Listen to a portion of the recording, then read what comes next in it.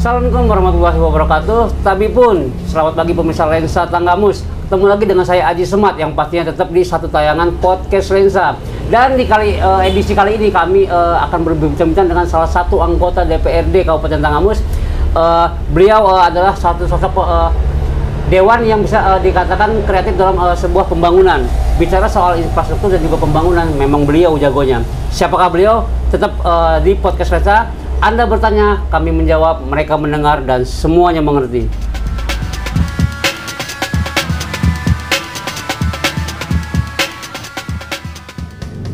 Ya, pemirsa podcast Lensa, masih bersama saya Aji Semat di podcast Lensa. Dan seperti saya katakan tadi, bahwa saya sudah bersama dengan salah satu anggota DPRD Kabupaten Tanggamus, yaitu Bapak Azmi dari Partai PDIP Komisi 3 DPRD Kabupaten Tanggamus. Assalamualaikum warahmatullahi wabarakatuh. Waalaikumsalam warahmatullahi wabarakatuh. Iya, Tapi pun. Amin. Ya, Bang Azmi, apa kabar nih? Gimana nih suasana Lebaran kemarin? Alhamdulillah sehat. Ya, kita merayakan Lebaran bersama keluarga. Ya. Tapi karena kita masih suasana pandemi, alhamdulillah semua keluarga juga, sama anak-anak juga nggak banyak permintaan kesana kemari. Ya. Yang penting kita mengutamakan silaturahmi dengan keluarga kawan, dan semua yang ada di sekitaran kampung kelahiran. Tapi baru di tahun ini ya, setelah 2 tahun kita tidak merayakan itu ya. Nah terus apa nih tanggapan dari Bang Azmi sendiri terkait masalah diperbolehkannya untuk bersilaturahmi? Alhamdulillah ya, karena udah melandainya COVID-19, pemerintah pusat ataupun pemerintah daerah bekerja sama sehingga Lebaran tahun ini istilahnya udah nggak ada larangan, tapi tetap menjaga prokes itu tadi, sama menjaga. Iya betul, oke. Nah jadi untuk Indonesia sekarang ini kan bisa dikatakan sudah memasuki setengah aman nih, bicara masalah COVID ya. Nah sekarang bicara masalah untuk pembangunan itu sendiri, banyak di Indonesia ini yang sudah direalisasi oleh pemerintah pusat gitu ataupun pemerintah daerah. Terkait masalah untuk pembangunan tadi tuh Pak Azmi ya, apa nih kira-kira dari abang sendiri pesan abang kepada pemerintah pusat? Ya, terima kasih pada pemerintah pusat yang telah bekerja sama dengan pemerintah daerah sehingga dari istilahnya dari pelosok sampai ke kota itu sudah merasakan pembangunan. Sudah merasakan pembangunan ya bang ya. Alhamdulillah, itu terima kasih. Iya, oke bang, itu dari sedikit kutipan dari Bang Azmi bang ya. Oke bang. Ngobrol-ngobrol nih bang soal pembangunan tadi bang. Abang ini sebenarnya lahirnya di mana sih bang? Saya lahir di Raja Basa. Raja Basa? Raja Basa, Bandar Negeri Semuang. Oh, Bandar Negeri Semuang, masih daerah Tanggamus bang ya? Daerah Tanggamus. Itu pada tahun berapa bang? Saya lahir pada tanggal 10 April 1975. 1975. Yeah. Berarti bisa dikatakan menjabat sebagai dewan, bisa dikatakan ini masih muda bang ya, di usia yang segini bang ya? Kalau dibilang muda ya enggak, kalau dibilang tua sedang lah kayak. Oh, dibilang tua sedang, tapi masih kepengen muda? Masih kepengen muda bang ya, nah seperti itu. Oke bang. Nah terus dari abang sendiri nih bang, abang sekarang kan sudah menjadi seorang dewan nih bang. Memangnya apa sih bang orang tua itu pekerjaannya? Karena kan banyak orang bertanya nih bang, menjadi seorang anggota dewan itu kan harus kaya, harus banyak uang. Itu seperti apa tuh bang, pekerjaan orang tua yang sebenarnya? Kalau orang tua saya berasal dari keluarga ya biasa ya, malahan ekonomi menengah ke bawah. Oh gitu. Bapak saya orang asli petani. Ya. Ibu saya juga kerjanya sehari-hari selain mengurus rumah tangga yang membantu bapak saya. Kalau bapak saya ke kebun ya ikut ke kebun, kalau bapak saya ke sawah ya ikut ke sawah. Dulunya itu bang ya. Tapi abang menikmati semua itu? Alhamdulillah ya, berkat bimbingan dari orang, doa restu keluarga, terutama orang tua, bimbingan keluarga, ya saya menikmati. Alhamdulillah orang tua saya juga terlahir dari 6 bersaudara. Kebetulan saya juga yang ketiga dari 6 saudara. Ya alhamdulillah ya, kalau dibilang orang tua bisa mendidik anaknya, alhamdulillah sampai sekarang. Nggak luput dari bimbingan dari orang tua tadi dan doa restu dari orang tua. Iya, emang semua itu doa hanya orang tua, doanya yang disebutkan mujarab bang ya.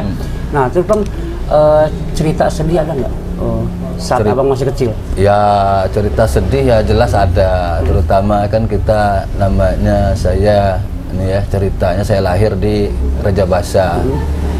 istilahnya saya dari Rajabasa SD-nya nyampe kelas 3, saya tuh di SD Teladan namanya. Yang sekarang kebetulan karena pemekaran SDN Sanggiungga. SDN Sanggiungga. Ya, setelah kelas 4 orang tua saya hijrah ya. Hijrah ke Tengos, Sanggi. Saya melanjutkan sekolah dasar dari kelas 4 SD nyampe SMP-nya di situ. Iya. Cerita sedihnya masa SMP ya, namanya orang tua sering ke gunung ya, atau ke ladang, sedangkan kami berenam, yang tua laki, yang nomor 2 laki, saya juga yang laki ya. Jadi yang di bawah itu perempuan masih kecil-kecil. Jadi istilahnya saya kalau masih masa kecil itu jadi perempuan di dalam keluarga. Diajarin ibu nyapu, diajarin ibu masak, diajarin ibu nyuci. Oh, jadi waktu kecil seperti itu? Iya. Saat orang tua pergi ke gunung? Iya. Jadi bisa seperti itu. Terus masalah untuk sekolah abang gimana cara membaginya itu? Ya istilahnya ya namanya masih kecil ya. Ya kalau pagi mungkin saya ingat saya ya kalau bisa masak sarapan apa aja ya dimakan, ya enggak juga namanya masih anak, kadang-kadang juga jelonong enggak makan ya pulangnya juga tapi masak. Bisa masak? Bisa ya? Alhamdulillah Nah, bisa. Kenapa di saat abang sudah besar tidak meneruskan tentang bakat memasak itu tadi? Kenapa malah memilih jadi dewan? Karena mungkin itu juga ya bukan bakat ya, tapi keharusan kewajiban seorang anak membantu orang tua. Betul. Karena orang tuanya tidak ada, ya seperti itu mungkin tidak menjiwai mungkin ya. Terus keluarga ada berapa abang? Saudara?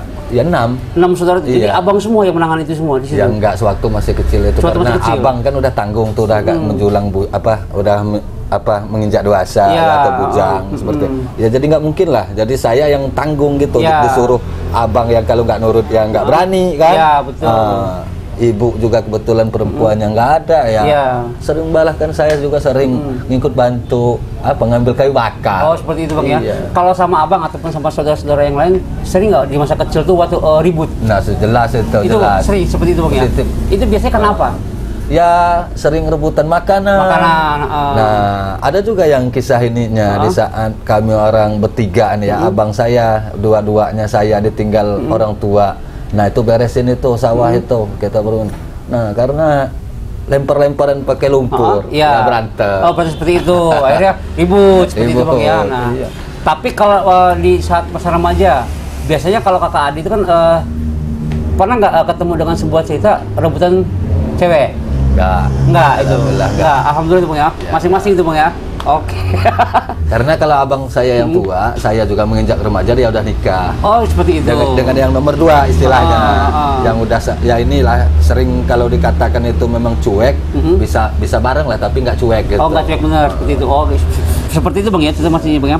Nah terus bang, cerita abang sendiri di masa kecil nih bang, karena kan ini yang kadang-kadang unik gitu bang. Kalau kita mengingat kembali bang ya, tentang kenakalan. Apa sih sebenarnya kenakalan abang di saat abang ini masih kecil?